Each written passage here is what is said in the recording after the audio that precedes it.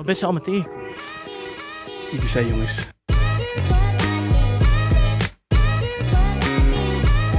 Er stroomt elk jaar met het hoge water stroomt er veel rommel Nederland binnen. Het komt in de bodem terecht, de dieren hebben er last van en ik denk dat we dat allemaal niet willen.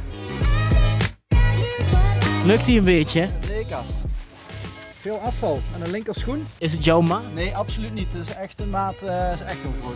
Je komt hier van alles tegen. Het hele menselijke leven ligt aan de oever van de Maas. We hadden echt rond de 50 aanmeldingen dit jaar. Zoveel hebben we nog nooit gehad. En daar zijn we heel erg blij mee dat zoveel collega's komen meehelpen opruimen. Wie is het om hier aan mee te doen? Heerlijk. Normaal zitten we achter de computer. We zitten voor werkbezoek in het veld. En dit is echt met de hand dingen uitgraven. Het is heel leuk om te zien dat er zoveel verschillende mensen van zoveel verschillende clusters hier dan is. Het maakt je denk ik meer bewust van wat er allemaal ligt. Echt heel leuk en we hebben weer meer.